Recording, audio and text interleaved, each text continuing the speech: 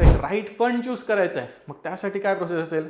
Net asset value. आता हे शब्दच एवढे कठीण वाटतात काही, तर नक्की करायचं काय हे कळत नाही. रोजच्या रोज शेअर मार्केटमध्ये काम न करता संपत्ती तयार करायची असेल तर त्यासाठी आपल्याला काम करावं लागेल म्युच्युअल फंडमध्ये. म्युच्युअल फंड एक अशी कन्सेप्ट आहे की जी तुम्ही समजून घेतली तर तुम्हाला स्वतःहून तुमची दुसरी कामं करून सुद्धा शेअर मार्केटमधून खूप सारा असा पैसा कमवता येऊ शकतो. सो या व्हिडिओमध्ये आपण आज म्युच्युअल फंडबद्दल, म्युच्युअल फंड नक्की काय असतं, कसं काम करतं, different kind of mutual funds कोणते आहेत, त्यामध्ये इन्व्हेस्टमेंट करावी किती, या सर्व गोष्टी आजच्या व्हिडिओमध्ये पाहणार आहोत. सो सुरुवात करूया आजच्या व्हिडिओला. सो म्युच्युअल फंड म्हणजेच काय? प्रश्न हा इथूनच आपण सुरुवात करू. What is mutual fund? Mutual fund means what? हा सगळ्यात मोठा प्रश्न असतो. काय असतं? सिंपल आपण समजून घेऊया. बेसिकली शेअर मार्केट आणि आपण हे दोन पार्टीज आहेत, राईट? या दोन पार्टीजमध्ये आपण डायरेक्टली जर इन्व्हेस्टमेंट केली तर आपण शेअर्सच्या थ्रूने डायरेक्ट मार्केटमध्ये एंटर करू शकतो. पण आपल्याला डायरेक्टली शेअर्समध्ये इन्व्हेस्ट करायचे नाहीये. मग त्यासाठी काय करावं?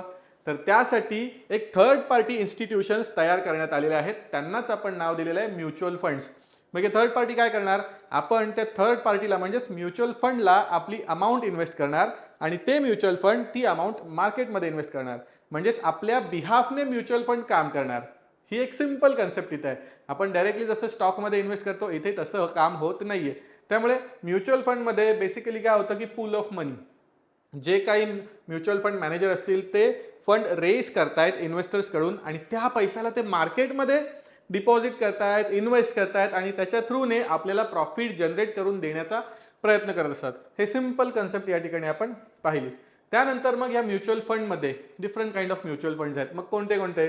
तर बेसिकली इक्विटी म्युच्युअल फंड बऱ्याच जणांना माहिती आहे. त्यानंतर डेट सुद्धा माहिती असेल. हायब्रिड आणि थीमॅटिक हे एक नवीन कन्सेप्ट काही लोकांसाठी असेल. सो इक्विटीमध्ये काय असेल? सिंपल. जर आपण शेअर मार्केटमध्ये काम करतो तर इक्विटी म्हणजे काय आपल्याला माहिती असेल. जे शेअर मार्केटमध्ये काम करत नाहीत त्यांच्यासाठी सांगतो. इक्विटी म्हणजे आपण मार्केटमध्ये एका कंपनीचा शेअर खरेदी करणं, त्यालाच आपण इक्विटी म्हणतो. मग त्यामध्ये काही जे म्युच्युअल फंड्स असतात ते स्पेसिफिकली इक्विटी ओरिएंटेड असतात. म्हणजेच आपण जर म्युच्युअल फंडकडे पैसा दिला तर तो पैसा ते कुठे इन्व्हेस्ट करतात? इक्विटीमध्ये. काही म्युच्युअल फंड फक्त आणि फक्त डेटमध्ये. डेट म्हणजे काय? तर कर्ज. आता यामध्ये त्यांची रिस्क ॲपेटाईट सुद्धा इथे दिलेली आहे. इक्विटीमध्ये हाय रिस्क असते, डेटमध्ये कुठेतरी लो रिस्क असते. हायब्रिड म्हणजेच काय? इक्विटी प्लस डेट या दोघांचं मिक्सचर जे आहे ते आहे हायब्रिड. मग या हायब्रिडमध्ये बॅलन्स लो आणि हाय रिस्कचं मिळून आपण केलं तर मिड रिस्क आपण म्हणू शकतो. आणि आताच्या घडीला काही थीमॅटिक जे म्युच्युअल फंड्स आहेत ते सुद्धा इथे इंट्रोड्यूस करण्यात आलेत. त्यामध्ये काय असतं की सेक्टर बेस या ठिकाणी म्युच्युअल फंड सुद्धा आपण इन्व्हेस्ट करू शकतो. अशा प्रकारे हे म्युच्युअल फंडचे काही टाइप्स आपण इथे पाहू शकतो. त्यानंतर आपण जर पाहिलं तर हे म्युच्युअल फंड कसे ऑपरेट करतात. सो म्युच्युअल फंड ऑपरेट करण्यासाठी एक इन्व्हेस्टर आहे. तो म्युच्युअल फंडमध्ये त्याचा फंड इन्व्हेस्ट करणार. जे पोर्टफोलिओ ॲसेट्स असतील ते पोर्टफोलिओ मॅनेजर्स ते मॅनेज करणार आणि त्याच्या थ्रूने आपल्याला काही रिटर्न्स जनरेट होणार. ते म्हणजे डिव्हिडंड्स किंवा कॅपिटल गेनच्या स्वरूपाने. रिटर्न्स हे दोन प्रकारचे असतात. एक तर तुम्ही डिव्हिडंडच्या थ्रूने घेऊ शकता किंवा कॅपिटल गेन. आता डिव्हिडंड आणि कॅपिटल गेन काय थोडं पुढे आपण पाहूया. सो पुढे गेल्यानंतर आपल्याला इथे NAV नावाची एक कन्सेप्ट आहे. हे NAV म्हणजे काय? Net asset value. Net asset value. आता हे शब्दच एवढे कठीण वाटतात काही, तर नक्की करायचं काय हे कळत नाहीये. सिंपल NAV म्हणजे हे बघा, NAV is equal to price per unit. Price per unit म्हणजे काय? जसं की एखाद्या शेअरची प्राइस असते तशाच प्रकारे NAV असते, नेट ॲसेट व्हॅल्यू. मग ह्यामध्ये आपल्याला एवढे डिटेलमध्ये जायची गरज नाही. इथे काही फॉर्म्युलाज पण दिलेले आहेत. आता सिंपल फॉर्म्युला काय? Total asset minus liability divided by total units. आता एवढं सगळं कॅल्क्युलेशन्स करायचं की नाही हा सुद्धा मोठा प्रश्न आहे. एवढ्या सिंपल साध्या सोप्या शब्दात समजून घेऊया की NAV म्हणजे काय? Just like a share price. एवढं सिंपल कन्सेप्ट आपण इथे समजून घेऊया.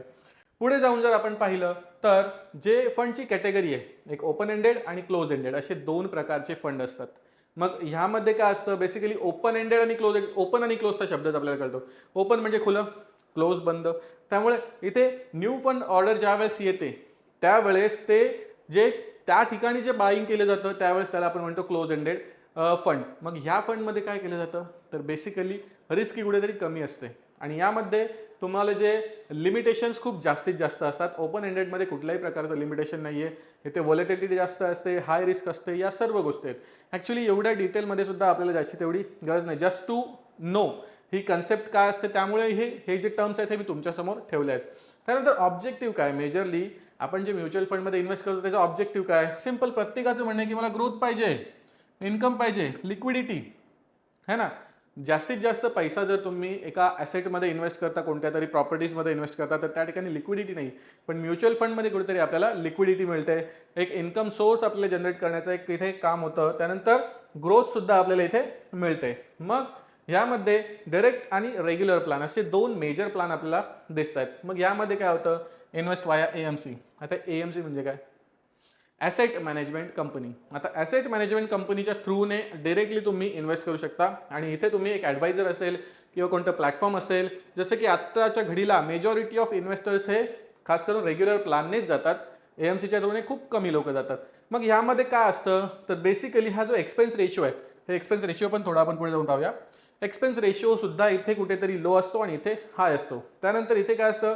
सो लॉंग टर्मसाठी इथे रिटर्न्स कुठेतरी आपल्याला हाय दिसत आहेत आणि इथे एक ॲडवायझरचा सपोर्ट असतो. आपल्याला एक जे कन्फ्युजन असतं, फायनान्शियल ॲडवायझर आपल्याकडे इथे असतो, त्यामुळे तो व्यक्ती आपल्याला रिकमेंड करतो की सर हे फंड आपल्यासाठी बेटर आहे, ते फंड चांगलं नाही आहे, सगळं इथे रिकमेंडेशन येतात. इथे डायरेक्टली तुम्ही तुमच्या हिशोबाने इथे काम करू शकता. इथे काय बेनिफिट आहे? फक्त एक्सपेन्स रेशिओ तुम्हाला कुठेतरी कमी असल्याचं मिळतं आणि रिटर्न्स कुठेतरी जास्त होऊ शकतात, राईट. पुढे जाऊन आपण जर पाहिलं तर येस, ग्रोथ अँड डिव्हिडंड, जसं काही मी म्हटलं, ग्रोथ आणि डिव्हिडंडबद्दल पुढे आपण बोलूया. ग्रोथ म्हणजे काय? So reinvest your profit.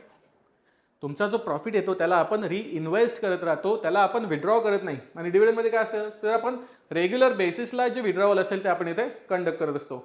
मग सिंपल इथे ग्रोथ आणि डिव्हिडंडमध्ये आपण एक एक्झाम्पल घेऊया. इन्व्हेस्टेड जे कॅपिटल असेल तुमचं हे 1,00,000 रुपीजचं आहे सेम फंडमध्ये, दोन्ही फंडमध्ये आपण 1,00,000 रुपीजचं इथे कॅपिटल इन्व्हेस्ट केलं. ROI जो असेल तो इयरचा ROI असेल, रिटर्न ऑन इन्व्हेस्टमेंट, तो इयरली इथे 18%चा ROI आपण कन्सिडर केलाय. तर इथे आपण किती जनरेट केले?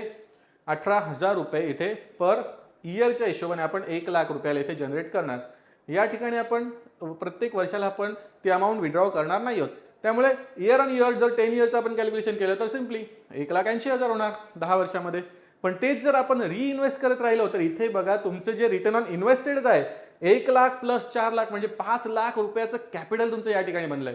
आणि इथे किती बनलं? 2,80,000. आता 2,80,000 आणि 5,00,000 हे डिपेंड करतं त्या व्यक्तीच्या नीड्स. जर मला डे बाय डे बेसिसला ज्या गोष्टी आहेत त्या करण्यासाठी अमाऊंट हवी आहे तर मी ग्रोथ प्लॅनसाठी जाणार आणि त्यानंतर मग डिव्हिडंड. ॲक्च्युली इथे थोडंसं गडबड झाली आहे. इथे ग्रोथ हे इथे असायला पाहिजे आणि डिव्हिडंड इथे असायला पाहिजे. इट्स ओके, टायपिंग एरर्स आहेत, पण आपल्याला कळलं असेल. हा प्लॅन तुमचा आहे डिव्हिडंडचा आणि हा प्लॅन आहे तुमचा ग्रोथचा, राईट. मग ग्रोथ प्लॅनमध्ये आपण जर काम केलं तर ग्रोथ प्लॅनमध्ये कुठेतरी आपल्याला 1,00,000 रुपये अमाऊंटचे 10 वर्षामध्ये 5,00,000पर्यंतचे रिटर्न्स मिळू शकतात as per 18% ROI. Depend on ROI. ROI तुमचा किती आहे त्यानुसार तुम्हाला ते रिटर्न्स मिळणार. पण तेच जर 18%चा ROI तुम्ही डिव्हिडंडमध्ये करताय तर त्यामध्ये काय होणार? 1,18,000, 1,80,000 ही अमाऊंट तुमच्याकडे येणार. त्यामुळे प्लॅन कोणता सिलेक्ट करायचा आहे तुमच्या नीडवर डिपेंड आहे. पुढे जाऊन जर आपण पाहिलं तर एक्सपेन्स रेशिओ, जसं की म्हटलं एक्सपेन्स रेशिओ म्हणजे काय ते सुद्धा आपण समजून घेऊया. एक्सपेन्स रेशिओचा काही फॉर्म्युला सुद्धा आहे बघा. Annual fund expense divided by total assets. म्हणजेच काय? जो खर्च होतो, मी एक कंपनी आहे, म्युच्युअल फंड म्हणून मी एक कंपनी, तर माझा काहीतरी खर्च असेल ना. मी जर काम करतोय, माझ्याकडे म्युच्युअल फंड मॅनेजर्स आहेत, सगळं स्टाफ आहे, भरपूर सारे तामझाम आहे, त्या सर्व गोष्टींसाठी एक्सपेन्स आहे. तो एक्सपेन्स ज्या वेळेस मी टोटल ॲसेटमधून म्हणजेच काय, माझ्याकडे ॲसेट किती आले? 100 करोडचा फंड आहे. 100 करोडच्या फंडपैकी मला जर 1 करोडचा खर्चच झालाय तर याचा अर्थ मला किती खर्च झाला? 1%, राईट. 1% सिंपल. इथे पण बघा, इथे आपण देऊया 10,000 रुपये माझ्याकडे आहेत आणि मला खर्च झाला 100 रुपयाचा, तर तो पर्सेंटेज किती झाला? 1%, राईट.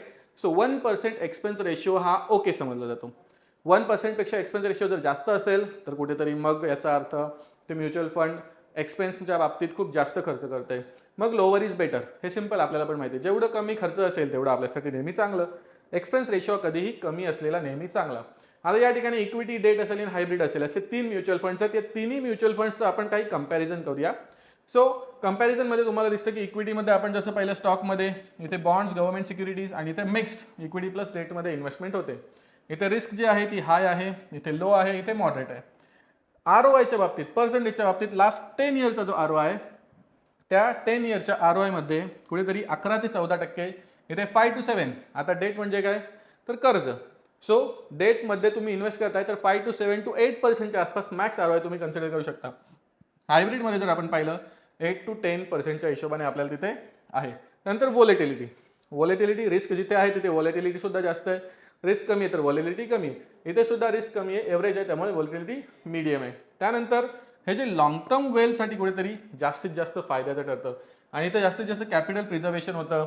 त्यानंतर इथे जर आपण पाहिलं तर बॅलन्स ग्रोथ कुठेतरी होताना आपल्याला दिसतंय. टॅक्सेशनच्या बाबतीत आपण पाहिलं तर LTCG टॅक्सेशन थोडंसं पुढे आपण बघूया. हे LTCG काय असेल, STCG काय असेल, टॅक्सेशन नंतर बघूया आपण. लिक्विडिटीच्या बाबतीत जसं आपण पाहिलं इथे हाय आहे, राईट, हाय लिक्विडिटी, हाय लिक्विडिटी. लिक्विडिटी म्हणजेच काय, तर त्यामध्ये इन्व्हेस्ट करणाऱ्यांचं प्रमाण किती आहे, तर ते सगळीकडे हाय दिसतंय. आणि टेन्युअरच्या बाबतीत आपण पाहिलं, हे इक्विटी फंड जर आपण काम करतोय तर 5 इयर पर्यंत तरी मिनिमम टेन्युअर असला पाहिजे. इथे 1 to 3 इयर पर्यंत असला तरी चालेल, इथे 3 ते 5 वर्षांचा टेन्युअर हा कुठेतरी एव्हरेज असला पाहिजे. तर आपण त्या ठिकाणी असं समजू शकतो की इथे आपल्याला चांगली ग्रोथ मिळू शकते. पुढे गेल्यानंतर काही जे म्युच्युअल फंड्स आहेत ते कोणते कोणते आहेत ते आपण पाहूया, की ज्यामधून मिळणारे रिटर्न्स किती आहेत ते सुद्धा आपल्या समोर आहेत. सो लार्ज कॅपमध्ये एव्हरेजली 11 to 12% आसपास, मिडमध्ये कुठेतरी ते वाढण्याचे चिन्ह दिसतंय, स्मॉलमध्ये अजून जास्त वाढण्याचे चान्स दिसतात. त्यानंतर शॉर्ट ड्युरेशन डेट फंड्स, जिथे डेट फंड आलं ना तिथे ROI तुमचा कमीच असणार आहे. त्यानंतर कॉर्पोरेट बॉन्ड्स, इथे सुद्धा बॉन्ड्स, डेट्स ह्यासारख्या गोष्टी ज्या असतात ना त्यामध्ये ROI थोडा कमीच असतो, एवढं लक्षात घ्या. त्यानंतर गव्हर्नमेंट सिक्युरिटीज ऑब्विसली कमीच असणार. त्यानंतर ॲग्रेसिव्ह हायब्रिड फंड, आता ॲग्रेसिव्ह हायब्रिड फंड आहे पण ॲग्रेसिव्ह आहे, त्यामुळे इथे सुद्धा हा जो प्रमाण आहे तो 9 ते 11. एव्हरेज हायब्रिड फंडचं जे ROI आहे ते 8 to 10% आसपास असतो, पण ते ॲग्रेसिव्हली असल्यामुळे 9 to 11. त्यानंतर कन्झर्वेटिव्ह असेल तर अजून कमीच असेल. त्यानंतर बॅलन्स्ड असेल तर थोडंसं एव्हरेज असेल. म्हणजेच प्रत्येक फंडचं एक वेगवेगळं क्रायटेरिया असेल, त्यानंतर त्याचे एक स्पेसिफिकेशन आहे. त्यामुळे इथून नक्की सिलेक्ट कोणतं करायचं हे डिपेंड करेल तुमची रिस्क टेकिंग ॲबिलिटी, तुम्ही कोणत्या एज ग्रुपमध्ये आहात हे सुद्धा मॅटर करणार आहे. जर एक सिनियर सिटीजन व्यक्ती असेल, त्याने विचार करायचा की मी एकदम हाय रिस्कमध्ये काम करतो, म्हणजे स्मॉल कॅपमध्ये काम करतो 14 to 16%साठी, तर हे त्यांच्यासाठी पॉसिबल नाही. पॅनिकनेस तिथे क्रिएट होतो. मग जर एक यंगस्टर असेल की ज्याला त्याची SIP क्रिएट करायची आहे किंवा त्याला म्युच्युअल फंडमध्ये इन्व्हेस्ट करायचं आहे, तर त्यासाठी तो कदाचित स्मॉल कॅपमध्ये जाऊ शकतो, पण डिपेंड ऑन तुमचे गोल्स काय आहेत त्यानुसारच ती गोष्ट होणार. जसं की आता इथे मी STCG आणि LTCG तुम्हाला सांगितलं. Short term capital gain, long term capital gain, 1 वर्षाच्या आत असेल 1 वर्षाच्या जास्त असेल तर आपल्याला किती तिथे टॅक्स पे करावा लागतो त्या बाबतीत. इथे 15%चा टॅक्सेशन आहे, इथे 10% नसून इथे 12.5%चा टॅक्सेशन आहे, आणि अबो 1 लाख नसून 1.25 लाख अशा अमाऊंटला ही आता सध्याचं टॅक्सेशन रिजिममध्ये ही अमाऊंट आहे. मग लॉंग टर्म कॅपिटल गेन हे कशामध्ये येणार तुमचं, बेसिकली इक्विटीमध्ये. इक्विटीमध्ये जसं की तुम्ही 1 वर्षापेक्षा जास्त एखादा स्टॉक होल्ड करता तर ते लॉंग टर्म ड्युरेशनसाठी जातं, त्यामुळे ते 12.5%चा इथे तुम्हाला टॅक्स पे करावा लागेल. पण तेच जर तुम्ही 1 वर्षाच्या आत क्लोज करता तर 15% फ्लॅट टॅक्स तुम्हाला तिकडे पे करावा लागेल. त्यानंतर मग डेटच्या बाबतीत असेल तर डेटच्या बाबतीत as per your income slab, तुमची जी इन्कम असेल त्या इन्कमच्या स्लॅबनुसार तुम्हाला तिकडे टॅक्सेशन लागेल. जर तुम्ही आता तर तुम्हाला माहिती असेल की 12 लाखापर्यंत झिरो टॅक्स आहे, म्हणजे 12 लाखाच्या पुढे जर अमाऊंट गेली तर तुम्हाला इथे टॅक्स पे करावा लागणारच. आणि इथे तुम्हाला फ्लॅट जे टॅक्सेशन आहे ते फ्लॅट टॅक्सेशन तुम्हाला पे करावे लागणारच आहेत. आणि त्यानंतर मग एक फंड चूज करायचा, एक राईट फंड चूज करायचा आहे. मग त्यासाठी काय प्रोसेस असेल तर सिम्पल, तुम्ही सुरुवातीला इन्व्हेस्टमेंट तुमचे गोल्स काय, जसं की प्रत्येकाचे गोल्स असतात. मला स्कूलचं माझं एज्युकेशन करायचं आहे ते आपले आई वडील पाहतील. समजा मला माझं लग्न करायचं, लग्नासाठीचं तुमचं असेल तो प्लॅन असेल, रिटायरमेंट प्लॅन असेल, आपल्याला कार घ्यायची असते त्यासाठीचे प्लॅन्स असतील, घर घ्यायचे त्यासाठीचे प्लॅन्स असतील. असं इन्व्हेस्टमेंटचे तुमचे गोल्स काय ते गोल्स तुम्ही डिसाईड केले पाहिजे. आणि त्यानंतर रिस्क ॲपेटाईट, हे रिस्क ॲपेटाईट काय, तर तुमच्याकडे असलेलं जे कॅपिटल आहे त्यानुसार तुम्ही किती रिस्क घेऊ शकता हे तुम्हाला कळलं पाहिजे. आणि ड्युरेशन, मला 10 वर्षामध्ये घर घ्यायचं आहे, 5 वर्षामध्ये घ्यायचं आहे की 50 वर्षामध्ये घ्यायचं आहे, हे डिपेंड ऑन तुमच्या त्या ड्युरेशनवर असेल तुम्ही किती अमाऊंट त्यामध्ये इन्व्हेस्ट करायची. त्यानंतर फंड रेटिंग, आता फंड सिलेक्ट करताना सुद्धा नक्की कोणता फंड सिलेक्ट करायचा हा प्रश्न असतो. मग त्यावेळेस आपल्याला क्रिसिल असेल किंवा यासारख्या भरपूर अशा मॉर्निंगस्टार असेल यासारखे रेटिंग एजन्सीज आहेत, या रेटिंग एजन्सीच्या थ्रूने त्यांना कोणती रेटिंग तिथे मिळाली आहे त्यानुसार तुम्ही ते फंड सिलेक्ट करू शकता. आणि त्या फंडचं पास्ट परफॉर्मन्स, जर त्या फंडचा पास्ट परफॉर्मन्स चांगला नसेल तर त्यामध्ये इन्व्हेस्ट करणं चांगलं की वाईट हे आपण डिसाईड करायचं. आता हे जे एवढे पॉईंट आहेत ना, ह्यावर एक स्पेसिफिक व्हिडिओ सुद्धा मी घेऊन येणार आहे, की काही जे असे फंड्स असतील आपण त्याचं ॲनालिसिस करू आणि त्यानुसार समजून घेऊ की कोणता फंड आपल्यासाठी चांगला आहे आणि त्यामध्ये इन्व्हेस्ट करायचं की नाही. असे काही 5-10 फंड्स आपण घेणार आणि त्याचं ॲनालिसिस याच बेसिसवर करणार आहोत.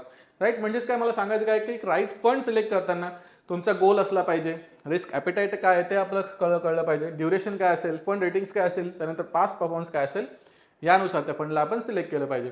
त्यानंतर मग रिस्क ती कोणत्या फंडमध्ये जास्त आहे. जसं की आपण इथे पाहिलं एकदम टॉपला जे आहे त्यामध्ये खूप हाय रिस्क आहे, मॉडरेट रिस्क आहे, लो रिस्क आहे. इथे क्लिअर कट आपल्याला दिसतं. थीमॅटिक म्युच्युअल फंड आहेत हाय रिस्क, इक्विटी हायब्रिड असेल लो रिस्क, मिड रिस्क, त्यानंतर डेट असेल त्यामध्ये आपल्याला कुठेतरी लो रिस्क पाहायला मिळते. सो रिस्कच्या बाबतीत हे संपूर्ण पिरामिड आपल्याला क्लिअर कट चित्र दाखवतं. इथे जर आपण पाहिलं तर इन्व्हेस्टमेंटची प्रोसेस करायची. मग इन्व्हेस्ट करायचं कसं करायचं? सिंपल. अकाउंट ओपन करा, इन्व्हेस्ट करा, दॅट्स इट. ही प्रोसेस आहे तुमच्यासमोर. काय करायचं काय नाही, complete KYC, choose fund, blah blah blah, ही प्रोसेस एक कंप्लीट करायची. पण जर तुम्हाला म्युच्युअल फंडमध्ये इन्व्हेस्ट करायचं आहे तर जो तुम्हाला म्युच्युअल फंड आवडत्या म्युच्युअल फंडमध्ये इन्व्हेस्ट केलं तरी चालेल. स्टडी करून केलं तर अति चांगलं. स्टडी करूनच करावं हे मी नक्कीच सांगतो. पण जर तुम्हाला त्यातलं काही कळत नसेल, म्युच्युअल फंडचं तुम्ही ऐकलं असेल, बिंदास इन्व्हेस्ट करा, आत्ताच्या वेळेत आले बिंदास इन्व्हेस्ट करा, काही प्रॉब्लेम नाही आहे. It's not my recommendation. त्यावर स्टडीसुद्धा करा, कारण म्युच्युअल फंडमध्ये इन्व्हेस्ट करणं हे कुठेही सेफ असल्याचं आपल्याला दिसतं. त्यानंतर मग इन्व्हेस्टर्स काय म्युच्युअल फंडमध्ये मिस्टेक्स करतायत, त्या अवॉइड करण्यासाठी आपल्याला कोणत्या गोष्टी केल्या पाहिजे. So chasing returns. Majority of times काय करतात? Chasing returns. म्हणजेच काय, अरे लास्ट टाइम त्या फंडने ना 15% 20% दिले होते, आपण त्याच फंडमध्ये इन्व्हेस्ट करूया. It's not like that. त्यानंतर इग्नोरिंग एक्सपेन्स रेशिओ. अरे जाऊ दे ना, 2% घेतो ना, काय फरक पडतो, आपल्याला रिटर्न्स तरी जास्त मिळतात. हा सुद्धा एक मोठा इथे इग्नोरन्सचा पार्ट असतो. त्यानंतर एक्झिटिंग अर्ली. हा खूप हे 99% होतं. तुम्ही फंडमध्ये इन्व्हेस्ट केलंय, त्या फंडमधून लगेचच एक्झिट करायचं, हे 99% होतं. त्यानंतर नॉट डायव्हर्सिफाईंग. मी एकाच ठिकाणी पैसा टाकून ठेवणार. हे डायव्हर्सिफिकेशन आपल्याला कुठेतरी कळत नसतं, म्हणून त्यामध्ये आपण एकाच ठिकाणी पैसे जर ओतले आणि तो फंड जर ड्रॉप झाला तर कुठेतरी आपल्याला लॉस होण्याचे चान्सेस आहेत. त्यानंतर चूजिंग बेस्ड ऑन ॲड्स. जसं की आपल्याला माहिती आहे बऱ्याच वेळेस ॲड्सचा आपल्यावर भरडीमार पडतो आणि त्यावेळेस मग सारखं एकच गोष्ट आपल्यासमोर येत असेल तर तीच गोष्ट आपण परचेस करण्याचा तिकडे प्रयत्न करतो. केलं तरी चालेल, पण त्या व्यतिरिक्त जर तुम्ही त्याच्यावर रिसर्च करता, प्रॉपर स्टडी करता आणि त्यामध्ये इन्व्हेस्ट करता तर ते कुठेतरी आपल्याला जास्त फायद्याचं असू शकतं. सो या मिस्टेक्स मेजॉरिटी ऑफ ट्रेडर्स करतात. आणि फायनली या व्हिडिओमध्ये आपण काय पाहिलं, म्युच्युअल फंड म्हणजे काय, त्याचे टाईप्स काय असतील, हे NAV काय असतं, त्यानंतर प्लॅन्स कशा पद्धतीने करायचे, पेआउट्स कशा पद्धतीने असतात, रिस्क अँड रिटर्न्स कसं असतं, त्याची टॅक्सची प्रोसिजर कशी असते, आणि फायनली स्मार्ट सिलेक्शन्स आपण कसं करायचं, या सर्व गोष्टी आजच्या या व्हिडिओमध्ये आपण पाहिल्या. म्युच्युअल फंडबद्दल अशाच प्रकारच्या गोष्टी आपण काही येत्या व्हिडिओमध्ये पाहणारच आहोत. ही व्हिडिओ आपल्याला आवडली असेल तर लाईक करा, शेअर करा, कमेंट करा आणि अशाच प्रकारच्या कंटेंटसाठी आमच्या चॅनलला सबस्क्राईब करा. भेटूया पुढच्या व्हिडिओमध्ये.